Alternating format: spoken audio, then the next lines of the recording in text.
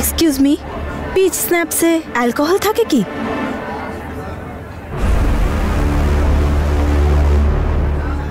O hi. Oh hi mister Adit, I remember, আমাদের দুবার দেখা হয়েছে। কিন্তু তা সত্ত্বেও আপনি আমাকে চিনতে 2 সেকেন্ড লাগিয়ে দিলেন মিস নূর। আপনার আমার নামটা মনে আছে? আপনারও তো মনে আছে। আপনি ড্রিঙ্ক করেন? না না, আমি শুধু একটা ভালো মকটেল চাইছি। Oh mocktail, wait.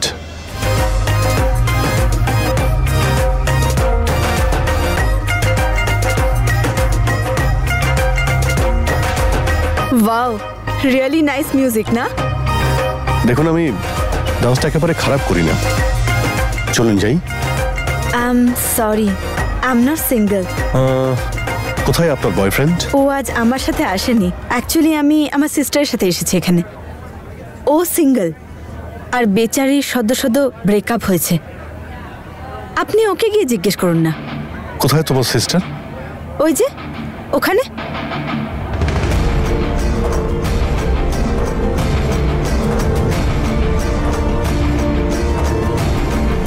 এখনো পুরোপুরি জার্নালিস্ট হয়ে উঠতে পারিনি, এখনো ট্রেনিং, আর আজকে এটা প্রথম অ্যাসাইনমেন্ট আমার। ও তোমার সিস্টার? হ্যাঁ, আপনি কি ওকে চেনেন নাকি? Of course I know her. Fire brand journalist আর মিস্টার ঈশানের গার্লফ্রেন্ড।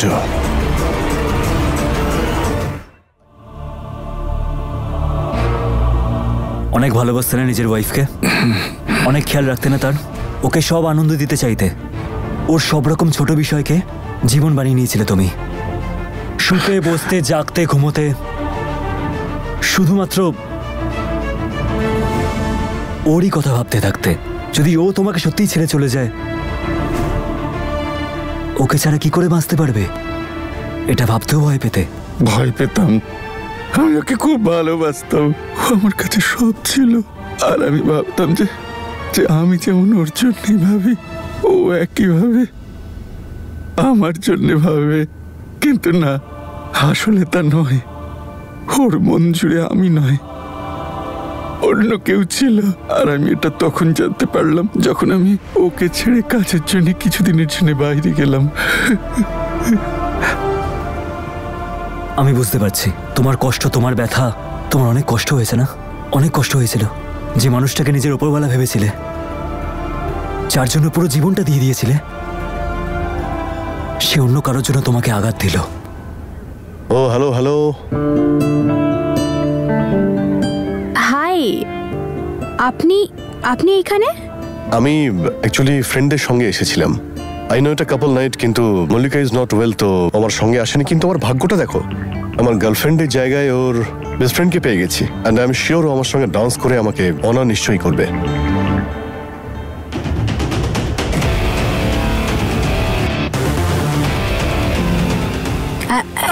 নম্রতা, আমরা সবাই বন্ধু। নূর, আই এম সো সরি। কেউ আছে আপনার লাইফে যে আমার সঙ্গে ডান্স করলে তার খারাপ লাগতে পারে? No, actually I am not interested in dance, you know. আরে ইয়ার, ও সিঙ্গেল, কাউকে ডেট করছে না এখন। Noor, shall we?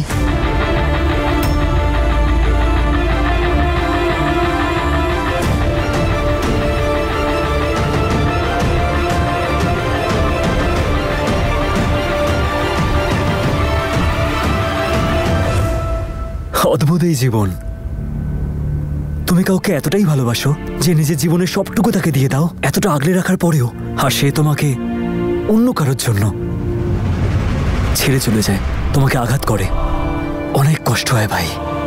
তুমি কি করে সহ্য করলে? পারিনি আমি সহ্য করতে। কি করে ও আমাকে ঠকাতে পারে? আমি ওর স্বামী। যখন আমি ওকে হাতে নাতে ধরতে পারলাম, তখনই এই হাত দিয়ে শেষ করে দিলাম ওকে। আমি এই হাত দিয়ে আমি ওকে শেষ করে দিলাম।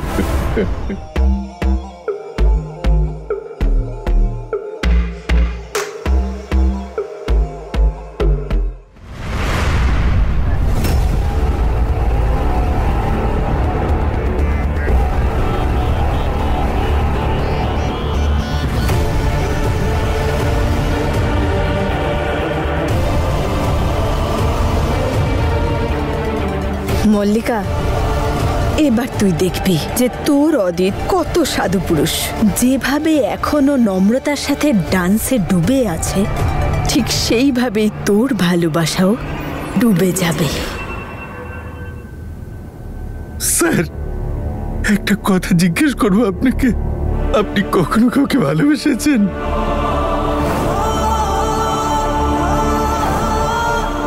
যদি বেঁচে থাকেন তবে একটা কথা সবসময় মনে রাখবেন, তাকে কখনো একলা রাখবেন না, আর না কোনোদিনও কোনো অপরিচিতের কাছে যেতে দেবেন।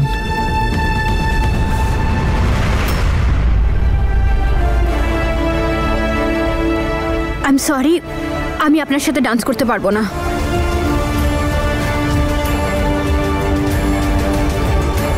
আমি জানি তুমি তোমার ঈশানকে মিস করছো, যাকে আমি তোমার থেকে অনেক দূরে পাঠিয়ে দিয়েছি। কি হয়েছে? তুই ঠিক আছিস তো? তুই এটা কি করছিলিস? তুই ওর সাথে ডান্স করতে আমায় কেন বললি? তোর তো আমার সঙ্গ দেওয়ার কথা, তার উপর তুই জেদ করছিলি। আচ্ছা ছাড়, তোর খারাপ লেগেছে তো আই এম রিয়েলি সরি। কিন্তু আমি কি করতাম? ও বলল যে ও তোকে চেনে, আর ও তো তোর বেস্ট ফ্রেন্ডের বয়ফ্রেন্ড, তাই না? আমি কিছু বলতাম আর মল্লিকা যদি খারাপ লাগতো তো? এমনিতেও ও তো আমায় পছন্দ করে না। আচ্ছা ছাড়, বাদ দে সব। লিসেন নম্রতা, এটা কিন্তু ঠিক নয়। যদি এই ছেলেটা মল্লিকার বয়ফ্রেন্ড হয়, তাহলে তোর সাথে এত ফ্রি হচ্ছিল কেন?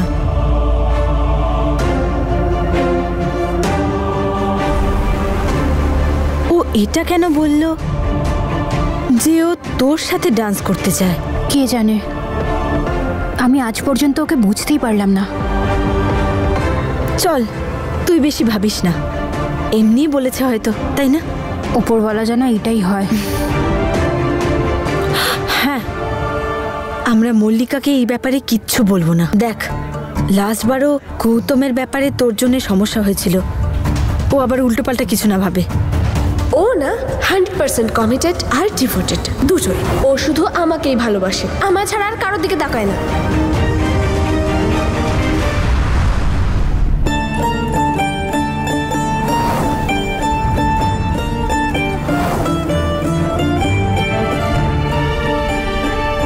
চলন্ত গাড়িতে ঠান্ডায় পিৎজা খাওয়ার মজাটাই আলাদা। নম্রতা, তুই খাবি? না, তুই খা, আমার ইচ্ছা করছে না। ঈশান, তোকে খুব মিস করছি রে, তোর কথা খুব মনে পড়ছে। প্লিজ তাড়াতাড়ি চলে আয় না। ওয়েল ডান মাই বয়। স্যার, তুমি তো দারুণ কাজ করলে, কথা বলতে বলতে অপরাধ স্বীকার করিয়ে নিলে। Good, impressive. Thank you sir. আচ্ছা, তোমার প্রেম টেমের চক্কর আছে নাকি?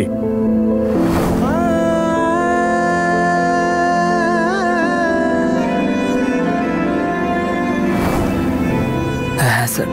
তোমার কথা শুনে মনেই হয়েছিল আমার। তুমি এখানে কি করছো? তোমার তো ওর সঙ্গে থাকা উচিত। Good luck sir.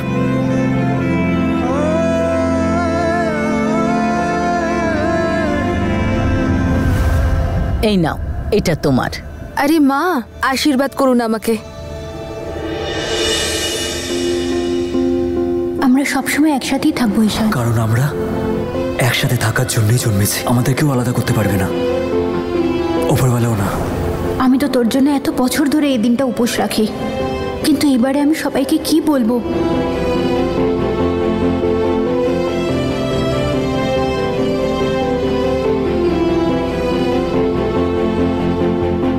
দিদা।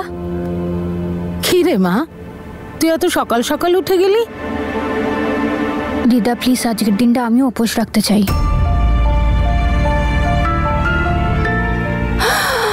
সে কি কথা, এত তাড়াতাড়ি তুমি আরেকজনকে পেয়ে গেছো? না মামি, আমি ঈশানের দীর্ঘায়ুর জন্যই এই উপোসটা রাখতে চাইছি। আরে কিন্তু কি করে? ছেড়ে দাও না মামি, ব্রেকআপ হয়ে গেছে তো কি হয়েছে? নম্রতা এখনো ওর জন্য ভাবে। আরে বাবা, ওর ভালোবাসা আর ওর ব্রেকআপ, আমি তো কিছুই বুঝতে পারছি না সত্যি। শেলি, কেন ওর পিছনে লেগে আছো? আমাদের এখানে তো মেয়েরা এমনিও উপোস করে ভালো স্বামীর কামনায়। ও ব্রত করতে চায়, করুক না, আর কি বলতে পারে? ও হয়তো এমন কাউকে পাবে যে ওর মন ভাঙবে না। ওর মনে হয় ব্রত রাখলে ও ভালো ছেলে পেয়ে যাবে, কিন্তু ও এটা জানে না আমি তার চেয়েও ভালো ছেলে পেয়ে গেছি। তুমি চুপচাপ নিজের কাজ করো। দিদা, তাহলে এইবারে আমিও এই ব্রতটা পালন করব। তুমিও করবে? আরে তুমিও কাউকে পেয়ে গেলে নাকি? মামি, সেটা নয় তো এতগুলো বছরে তো তুমি কখনো করোনি, এই প্রথমবার করছো, কারণটা কি? শেলি, তুমি নিজের কাজটা করো। মানুর, বস, তুইও খা আমাদের সাথে, আয়। বরুণের চ্যাপ্টার তো কবেই শেষ হয়ে গেছে, তাহলে ও উপোস রাখছে। এবার তুই বলিস না যে তুই অদিতের জন্য পুজো করিসনি। হ্যাঁ রে, করিনি, বিকজ ও তো এসব কিছু বিলিভই করে না। কিন্তু আমি ওকে বলে দিয়েছি এখন তো ঠিক আছে, কিন্তু বিয়ের পরে এই উপোসটা আমি অবশ্যই করব, because according to the special rituals fact, no upos means no romance. কিন্তু তার জন্য তোকে প্রপোজ করতে হবে না। কিন্তু ভাই, তোদের রোম্যান্স তো আলাদাই লেভেলের। 10 দিন হয়ে গেল দেখা করেছিস, ঝামেলা হয়েছে, তাও তুই উপোস করেছিস।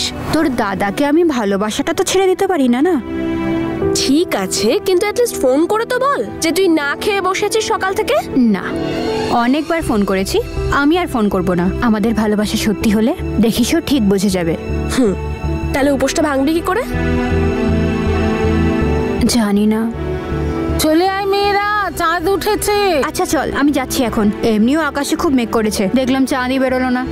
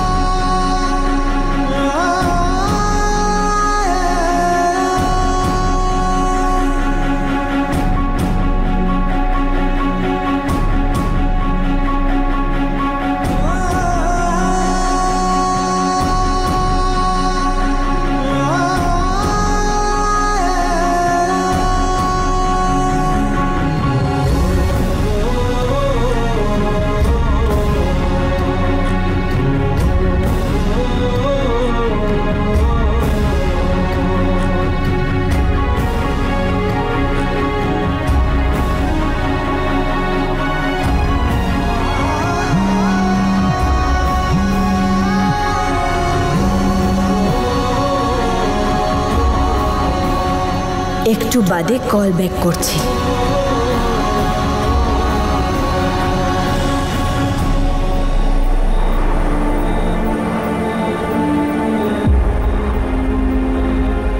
সত্যি কারেন্ট গেল নাকি? জানি না গো দিদি, আর দেখো না ওয়েদারটাও কি খারাপ, আর চাঁদও দেখা যাচ্ছে না। মনে হচ্ছে চাঁদ মেঘের আড়ালে ঢাকা পড়ে গেছে। দিদা,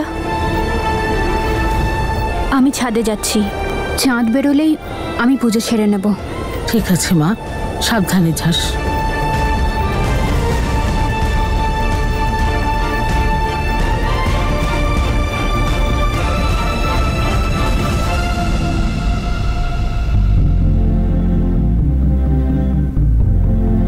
এইবারে আমি এই ব্রতটাও পালন করলাম, ব্যাস। এবার ঠিক সময় এলেই নম্রতা আর মল্লিকাকে দেখাবো যে আমি ওদের বয়ফ্রেন্ডসদের থেকেও ভালো ছেলে পেয়ে গেছি।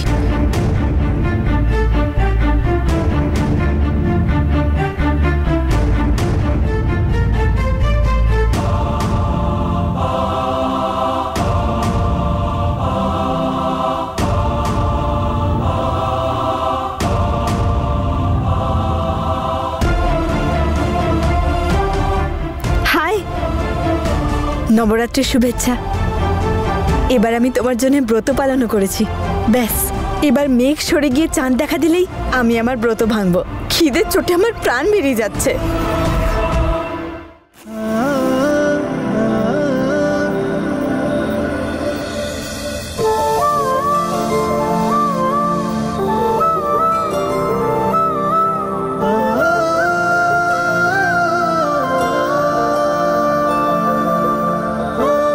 হে ওপরওয়ালা,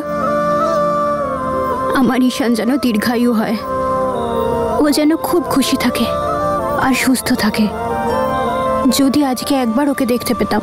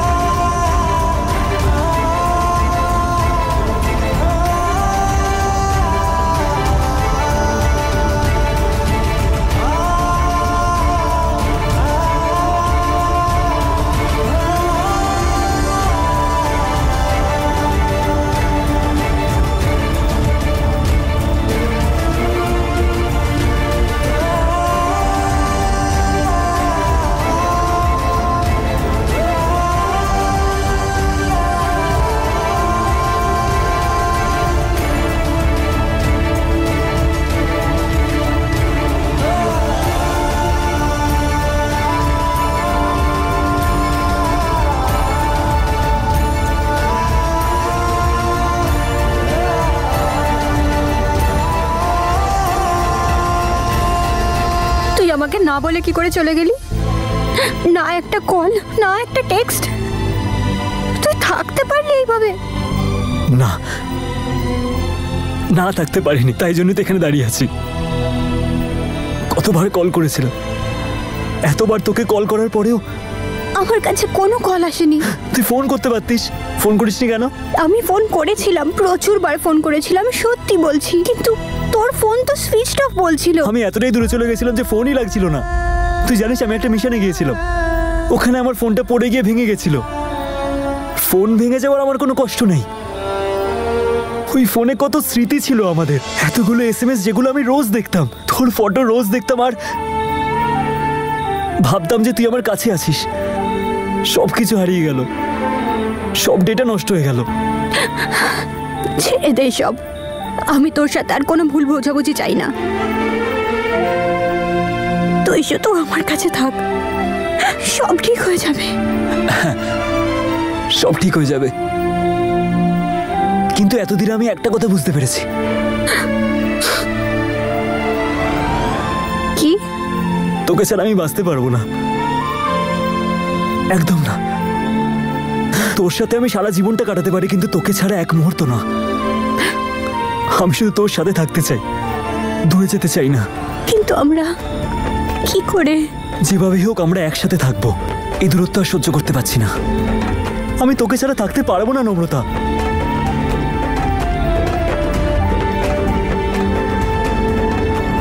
আমিও তোকে ছাড়া থাকতে পারবো না ঈশান। এক এক দিন এক এক সময় এমন ভাবে কাটছিল যেন কোনো শাস্তি পেয়েছি। কিন্তু কিন্তু আমরা একসাথে কি করে হব? তোর বাবা, আমার দাদু আর ওই অচেনা শত্রুরা, কেউ চায় না যে আমরা দুজন একসাথে থাকি। আমাদেরকে কি সারা জীবন লুকিয়ে মিথ্যে কথা বলে দেখা করতে হবে? আমরা লুকিয়ে দেখা করবো না, কোনো মিথ্যে বলবো না। কেন বলবো মিথ্যে? ওরা এটাই চায় তো, যে আমরা লুকিয়ে দেখা করি আর আমাদের অ্যাটাক করুক। আমরা একসাথে থাকবো, যা হবে দেখা যাবে, আমরা আলাদা হব না।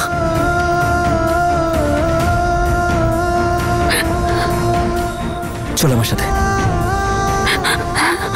কোথায়? তুই আমায় পালিয়ে নিয়ে যাচ্ছিস? আমরা পালাতে কেন যাব? তুই তো শুধু আমার, আর কোথায় নিয়ে যাবো পালিয়ে? পালায় তারাই যাদের সাহস থাকে না, আর আমাদের ভালোবাসায় তো অনেক ক্ষমতা। যারা ভালোবাসে না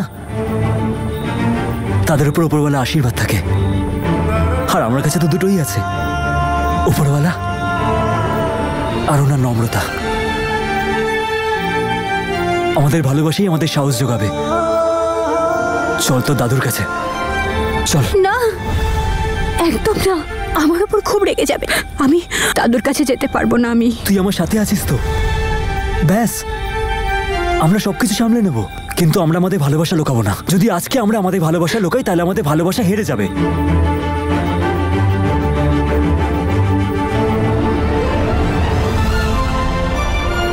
তুই আমার চোখের দিকে তাকিয়ে কি দেখতে পাস? নিজের জন্য ভালোবাসা নাকি ভয়?